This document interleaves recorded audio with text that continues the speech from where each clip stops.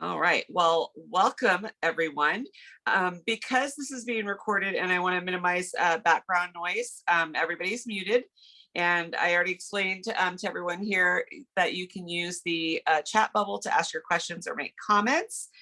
How many of you, this is your first time on a call with me, whether, if you've not been a client before, or you've never done a webinar or joined one of my groups, go ahead and put yes, that this is your first time in the chat bubble. Oh, here we go. Wait, somebody's in the waiting room. There we go. All right, let me know if this is your first time on with me. Angie, yes, first time from Portland. PJ, Cindy, well, welcome to all of you. I'm glad that you are here. All right, so I'm going to go ahead and share my screen. First, let me do this. I'm going to share my screen with you. So hopefully y'all can.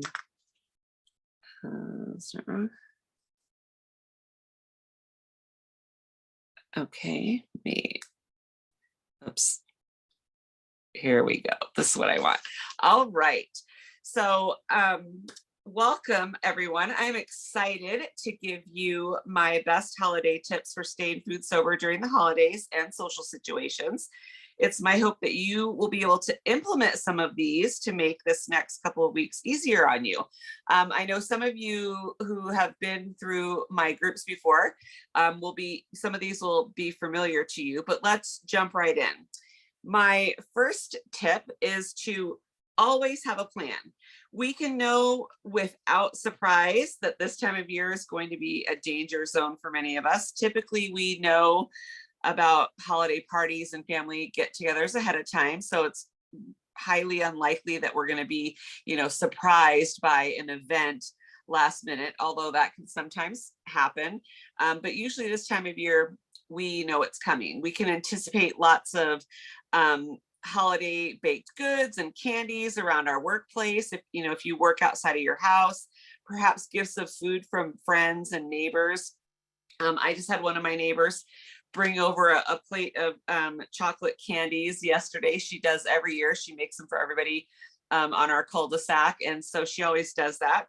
And I didn't tell her, oh, I can't eat that. I just took it and said, thank you. So when we can anticipate the dynamics of an event beforehand, we are much more likely to be successful in navigating it. Winging it really isn't an option, and because that will make us more vulnerable to derailing and making choices that don't serve us very well. So tip 2 is don't, and I think this is the most valuable tip that I'm going to give you. And here's why. Oftentimes, when we are at gatherings where there is food being served, there's discussion about food, dieting, weight loss, or health. Unfortunately, it's a very common topic of conversation. So I personally have found from my experience and years of working with clients that it's usually our own doing when we end up in an uncomfortable situation where we find ourselves debating or trying to defend the way that we eat and what we're doing. Sometimes it's because we're excited about the good results that we've gotten from changing the way that we eat. And maybe some of you were like me 9 years ago. And at my first holiday gathering as a food sober person, I wanted to save everybody. I ended up feeling judged and defensive because, of course, my family knew my history and I had lost credibility with them a long time ago when it came to weight loss and my health. So maybe this is a scenario that sounds familiar to many of you. There's perhaps a family member who's a doctor or a nurse or somebody in the health field or somebody who just fancies themselves an expert and knowledgeable about anything and everything, and that person challenges you. The best thing to do in social situations where there is food is don't discuss what you eat or don't eat. Fill your plate with the food that you know you can eat. Don't discuss dieting or the food that's on your plate with anybody. Chances are nobody will say anything to you. If we don't open our mouth, they're probably not going to say anything to us. The minute that you bring it up and draw attention to yourself, though, is when the struggle can begin for you. many people end up caving because of the pressure from others who just don't understand what we're doing or why we're doing it. So it's best just to not bring it up unless you're prepared to have that conversation, which I would rather not. Make your plate, put on it what you need to put on it. If anybody happens to notice, you can just say, oh, this is all I feel like having today. And then quickly change the subject by asking them a question about themselves. Everyone loves to talk about themselves. So after you tell them that's all you feel like eating, you can say, hey, I've been meaning to ask you, how did such and such go? Or how is so-and-so? Bottom line is, if we don't talk about what we're doing, we won't be inviting unwanted conversation about it. Okay, let me just check in to make sure. I gotta let somebody in. Sorry about that.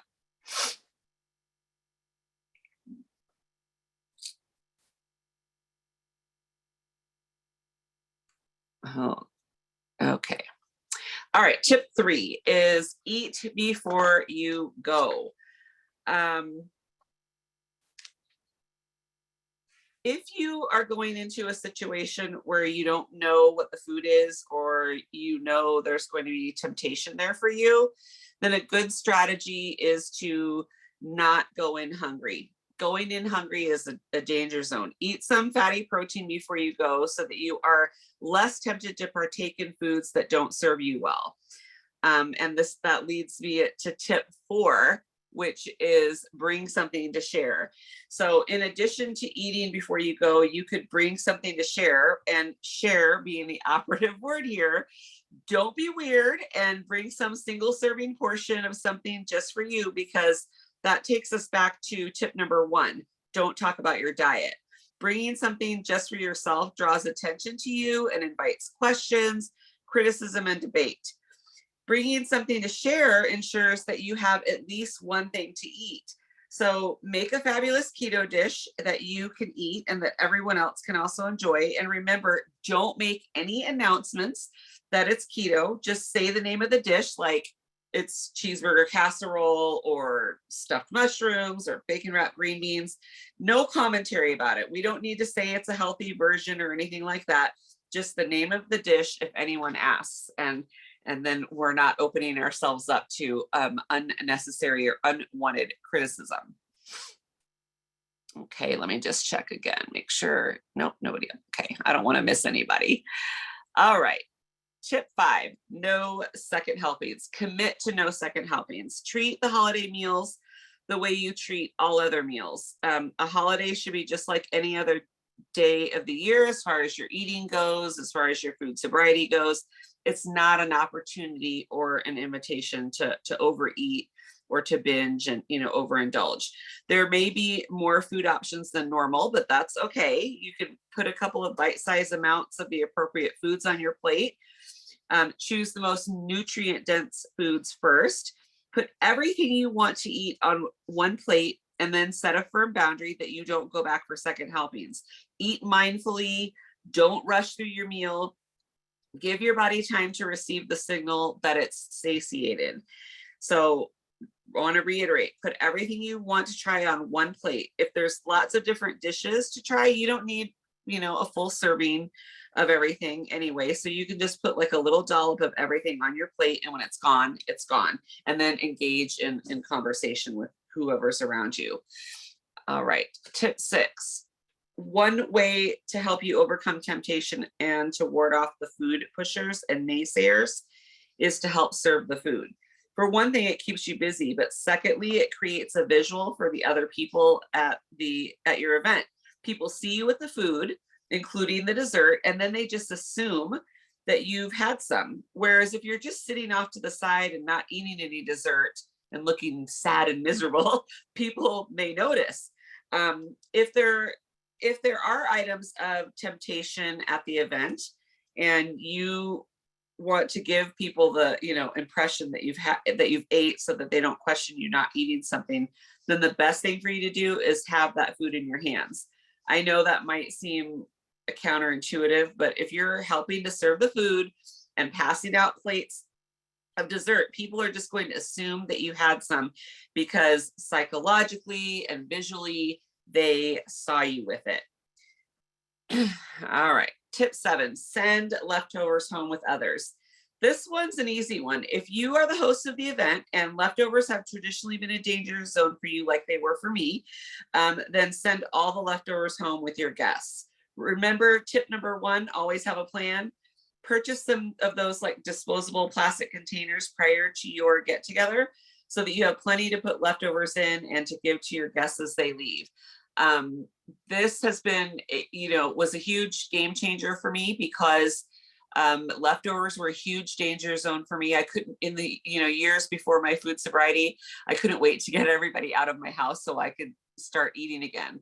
And then, like Thanksgiving weekend or Christmas Eve, whatever, like it turned into like, multiple days of eating because the leftovers were in my house. So if you just get rid of them and let other people eat them, they're not going to be there to derail you. Okay, tip 8, don't fast to save up for the holiday meal. I see this happen a lot. Don't fast don't fast all day long building up to that. I've seen people do this over and over, and it almost always backfires when you fast prior to an event that has lots of food or traditional dishes that you don't normally have throughout the year. And going in fasted and potentially very hungry is a bad idea. You make yourself very vulnerable. It's best to treat holiday meals and food events like any other meal. So if your event is late in the afternoon or in the evening, eat what you normally eat during the day so that you're less likely to be ravenous when you get to your event. So let me reiterate that. Don't fast leading up to a big holiday meal or get together meal. Getting too hungry is a big danger zone that can lead to wrong food choices and overeating and lots of regret. Follow your normal eating routine.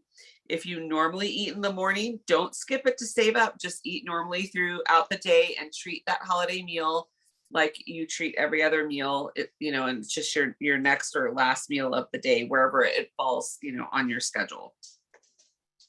Okay. Tip 9 is keep your answers simple. So if people do happen to take notice of what you're eating or not eating, or you decided not to abide by tip number 2 and ended up talking about your diet, then the next step is to keep your answers simple if you're dealing with a naysayer or food pusher. There's always that one friend or family member who wants to debate you about keto or convince you that it's bad for you. Or I've been doing this almost 9 years, and I have an uncle and a male cousin who without fail are like, offering me stuff and ask me, you're still doing that? And they know darn well I am. So what's the best way to deal with these kinds of people? Well, besides following my other tip of don't go in talking about your diet and what you eat or don't eat, there are a few key phrases that you can use. So if someone says, keto is bad for you, you can reply, well, actually, my keto plan is eating only real food. And it's 100% fact that eating real food is not bad for you. But thank you for your concern. If someone persists in pushing, food on you, bread or dessert, or you can say, you know what, eating sugar and grains makes me sick. You don't want me to get sick, do you? So I understand that one can be a little on the snarky side, but usually when you phrase it that way, most people that are really truly our friends or our loved ones are not going to be like, they're not going to keep pushing us to eat something when we've just told them it makes us sick. So but if they persist and they say, oh, live a little, because it's a holiday or a special occasion, or, if they say they feel bad for you that you're not eating something, I've had that happen before. Like, oh, I feel so sorry for you. You can just say, thank you for your concern about me. If you're really interested in why I eat this way, I can send you some links and articles that explain the benefits of what I'm doing. People that are genuinely concerned will say, yes, please do so. I'd love to read about it. People who just want to argue and give you a hard time, they're not going to respond positively to that. And that's just your cue to change the subject. Again, like turn it back on them. Ask them a question about themselves. Nobody can resist talking about themselves if you ask a question. Okay. Let me do one more check, make sure I'm not missing anyone. Oh, yes, we do. There we go. Sorry about that. All right. So focus on the reason for gathering. So my final tip is important.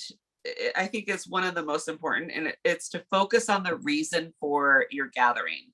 Take the focus off the food, put it on the back burner where it belongs. Unfortunately, society makes holidays and social gatherings about the food, and then the food manufacturers, just perpetuate it.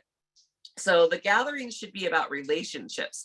Focus on your friends and family and fostering those relationships. Create memories, enjoy laughing together, comfort and entertain each other, and play together. Don't stuff yourself and then fall asleep on the couch in a carb coma with the first button of your pants undone. Don't go in with your eating pants on. How many times have we heard people, do that?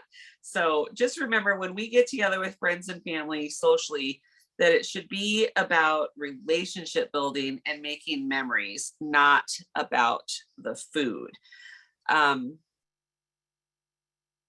Okay, before I take questions, in closing, I want to say the holidays can very much be a stressful time of year. So do your best to be mindful of your stress level.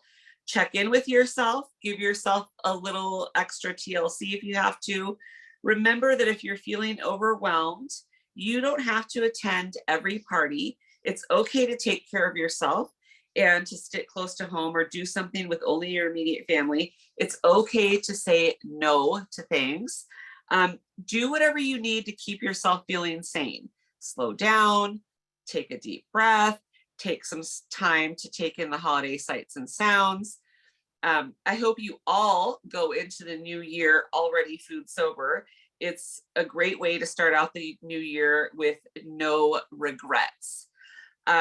What's coming up next? I do have another webinar coming up December 28th. It's about setting your intentions for the new year. I'm going to start registrations for that at the end of this week sometime. And you'll receive an email from me with a link to register to that one if you want to. You could always find out about upcoming events by going to my website, ketocoachmary.com, and sign up for my email list.